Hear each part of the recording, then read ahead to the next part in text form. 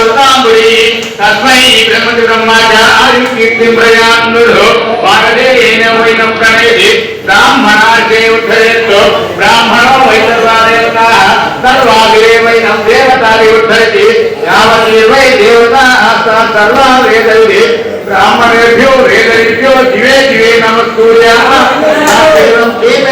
దేవతాః ప్రేమాది పర్యాప్తాయ సర్వస్వమోదిరాత్రోత్తమార్పవతి సర్వస్యాప్తే సర్వసిద్ధై సర్వమేవ తేనాప్నోతి సర్వం దేవి శతం జీవ సర్వవర్ధమానమిత్యవే నిగమో భవతి శతమితి శతం దీర్ఘమాయుః శతమానం భవతి శతాయు పురుషశతేంద్రియే ఆయుష్యేవేంద్రియే ప్రతిష్టతే ధన కనక వస్తువాహనాభివృద్ధిరస్తు వృత్తిముద్ధిరస్తు వ్యాపారాభివృద్ధిరస్తు ధనం ధాన్యం పశుపుత్రవాహనం శత సంవత్సరం దీర్ఘమాయుః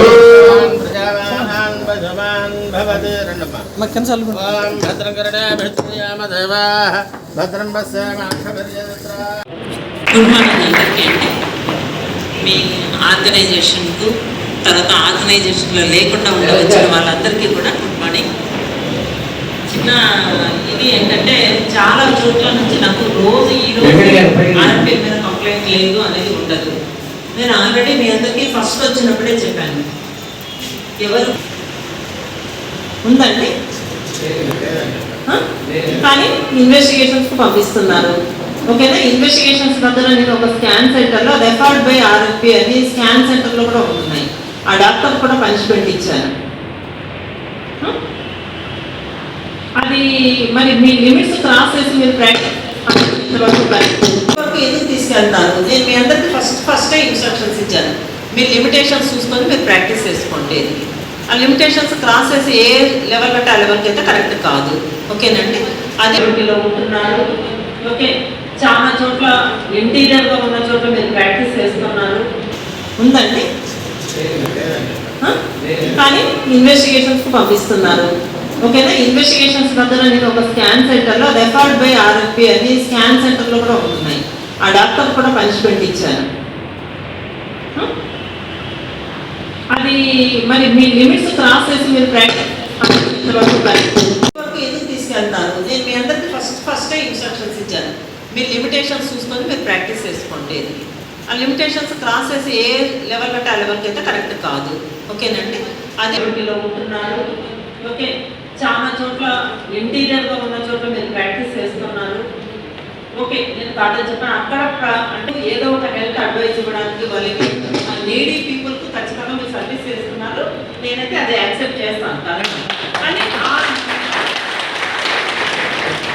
కానీ ఆ లిమిట్ క్రాస్ అయిపోయింది.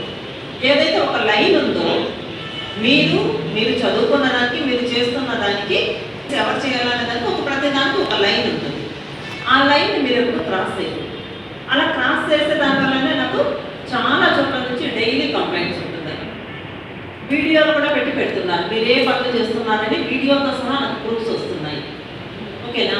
ఇంకా అలా రోజు ఒక్కొక్కరి మీద నేను చేయాల్సిన ఉద్యోగం మర్చిపోయి మీ అందరి మీద డైలీ యాక్షన్ తీసుకోవాల్సి వస్తుంది. అవునా? మీకు ఎమ్మెల్యే అంటే సెక్రటేరియట్ పరిధిలోనే మా MLHPs mid level health providers అని బిఎస్సీ నర్సింగ్ క్వాలిఫైడ్ వాళ్ళు ఉన్నారు. అంటే మీ సెక్రటేరియట్ పరిధిలో BSc nursing qualified MLHPs or CHS community health officers or mid level health providers అని వాళ్ళక్కడ ప్లేస్ చేశాము. వాళ్ళతో పాటు నర్సింగ్ స్టాఫ్ ఉంటున్నారు, ఏఎన్ఎంస్ ట్రైనింగ్ అయిన వాళ్ళు ఉంటున్నారు, ఆశాస్ ఉంటున్నారు, అందరూ ఉంటున్నారు. వీళ్ళందరూ కూడా మీరు అనుకుంటే ఇలా అంటే అందరూ కూడా ఆశాస్ కూడా ప్రాక్టీస్ చేయొచ్చు కదా? అవునా కదా? వాళ్ళకు కూడా కొంచెం హెల్త్ ఎడ్యుకేషన్, వాళ్ళు కూడా కొంచెం మాడ్యూల్స్ వాళ్ళు కూడా ట్రైన్ అయ్యి ఉన్నారు. అది కరెక్ట్ కాదు కదా? మీరు ఎప్పటి నుంచో చేస్తున్నారు. మీరు సీనియర్స్ ఉండొచ్చు, మీకు నాలెడ్జ్ ఉండొచ్చు. ఎందుకంటే మీరు ఎవరికైనా డాక్టర్ దగ్గర చేసి ఉండొచ్చు. ఇందులో సర్టిఫైడ్ వాళ్ళు ఎంతమంది ఉన్నారు చెప్పండి? ఆర్ఎంపీ సర్టిఫికేట్ తీసుకొని ప్రాక్టీస్ చేస్తున్న వాళ్ళు ఎంతమంది ఉన్నారు? ట్రైనింగ్ మధ్యలో ట్రైనింగ్ అయిన వాళ్ళు ఎంతమంది ఉన్నారు? మళ్ళీ మీ మీద కేసు పెట్టే విధంగా మీకు తెలుసు. అవునా? ఆ స్టేజ్కు ఒక డాక్టర్ ఒక ఆయన అయితే ఏకంగా మెడలో స్ట్రెక్ చేసుకొని ఫొటోస్ పెట్టారు. నా దగ్గర వీడియోస్ అని ఇలా అలాంటి మాటలు మాట్లాడుతూ ఇది అంటే తన ఇది ఏదో తను చూపించుకున్నట్టు కనిపిస్తూ ఉంది. అది మరి మన ఎవరో వీడియో రికార్డ్ చేసి పెట్టారు, అతను పిలిపిస్తే మా నేను చేయలేదు అది ఇది అనేది చెప్పారు. కానీ అది చేయలేదు అనేది కాదు కదా, వీడియో రికార్డ్ ఫొటోస్ కనిపిస్తున్నాయి కదా, మెడలో స్టెప్ వేసుకొని కూర్చొని టూత్ ఎక్స్ట్రాక్షన్ చేయడం, ఇలాంటివన్నీ ఆ ప్రొసీజర్స్ పెట్టే విధంగా అంటే విజిటింగ్ డాక్టర్ వస్తారు మేడం, వాళ్ళు వచ్చినప్పుడు చేస్తాను. అట్లా విజిటింగ్ డాక్టర్స్ వస్తున్నారంటే డాక్టర్ పేరు మీద మీరు రిజిస్ట్రేషన్ చేసుకోవాలి హాస్పిటల్. మీకు డాక్టర్స్ ఉన్నారు, క్వాలిఫైడ్ డాక్టర్స్ ఉన్నారంటే ఫెసిలిటీ రిజిస్టర్ చేసుకోండి. రిజిస్టర్ చేసుకొని చేయడానికి ఒక రూల్ ఉంది, క్లినికల్ ఎస్టాబ్లిష్మెంట్ యాక్ట్ అనేది ఒకటి ఉంది. క్లినికల్ ఎస్టాబ్లిష్మెంట్ యాక్ట్ ప్రకారం మీరు వర్క్ చేయాలి. ఎవరైనా నిజంగా క్వాలిఫైడ్ డాక్టర్స్, స్పెషలిస్ట్ డాక్టర్స్ అలా వస్తున్నారంటే మీ ఇన్స్టిట్యూషన్ రిజిస్టర్ చేసుకోండి. రిజిస్టర్ చేసుకొని ప్రాక్టీస్ చేయండి. ఓకేనా? అక్కడ ఎందుకు క్వాలిఫైడ్ డాక్టర్స్ వస్తారు కాబట్టి వాళ్ళు ట్రీట్మెంట్ చేస్తారు. ఒకవేళ మీరు ఏదైనా ఉంటే పేషెంట్స్ రెగ్యులర్గా వచ్చారంటే ఎన్రోల్ చేసుకుంటారు, రిజిస్టర్ చేసుకుంటారు.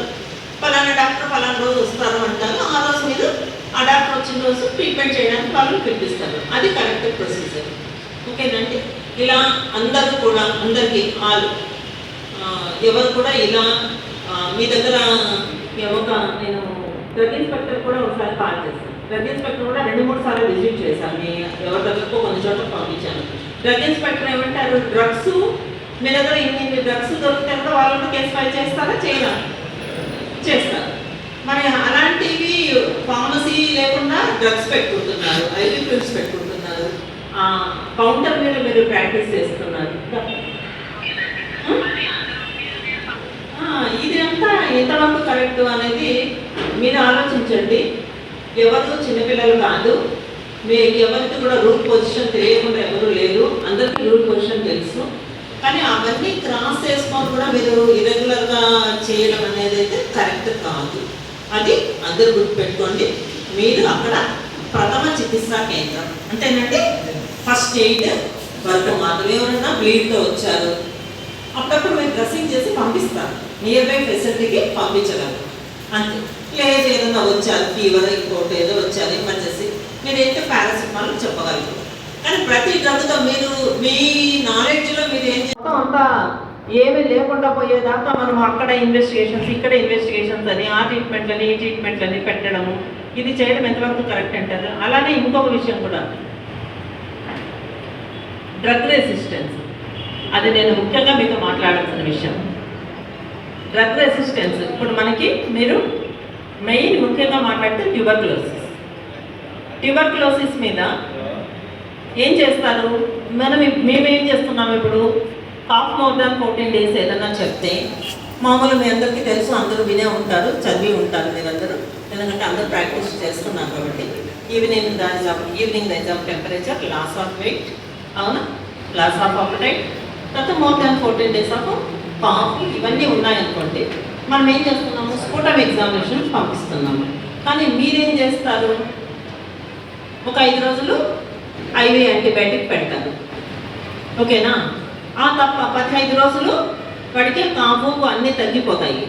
తర్వాత ఇంకో 15 రోజుల తర్వాత మళ్ళీ పెడతారు, మళ్ళీ తగ్గుతుంది. కానీ లంగ్స్లో ఇన్ఫెక్షన్ ఏమి తగ్గదు కదా, ఆ ట్యూబర్క్యులోసిస్ ఆర్గానిజం ఏమి డెత్ అవ్వదు. వాడేమో మళ్ళీ ట్రీట్మెంట్ తీసుకుంటాడు. ఒక 5 months వాడు పూర్తిగా లంగ్ కొలాప్స్ అయిపోతుంది.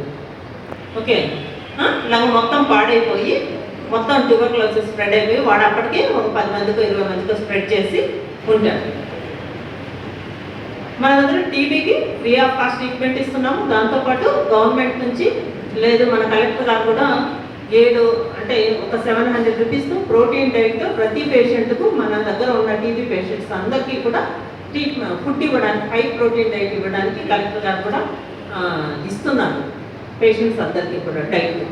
మరి ఇన్ని ఫెసిలిటీస్ అందుకొని మనము వాళ్ళని రెసిస్టెన్స్ టీబీ పేషెంట్స్గా తయారు చేస్తున్నాం. ఒక ఎండిఆర్ కేసు ట్రీట్ చేయాలంటే దగ్గర ఎంత డబ్బులు అవుతుందో తెలుసా మీకండి? మోర్ దాన్ 10 lakhs అవుతుంది ఒక ఎండిఆర్ టీబీ ట్రీట్మెంట్ చేయాలంటే. ఒక ఎండిఆర్ టీబీ పేషెంట్ ఎంతమంది, ప్రతి పేషెంట్ ఇన్ఫెక్ట్ అయిన ప్రతి పేషెంట్ కూడా ఎండిఆర్ టీబీనే అవుతారు, multi drug resistance TB patients అవుతారు. అందులో మీరు కూడా అవ్వచ్చేమో, అవునా?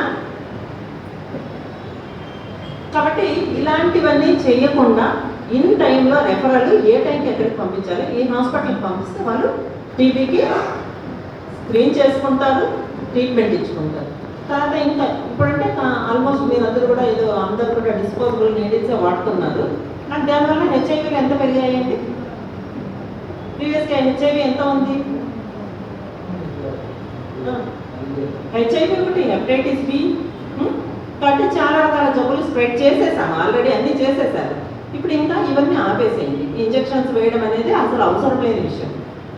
అసలు ఇంజెక్షనే వేయకూడదు, అవసరమే లేదు. ఏదో కండిషన్స్లో ప్రతి దానికి మీరు ఐవీ యాంటీబయాటిక్ పెట్టాల్సిన అవసరం అయితే లేదు.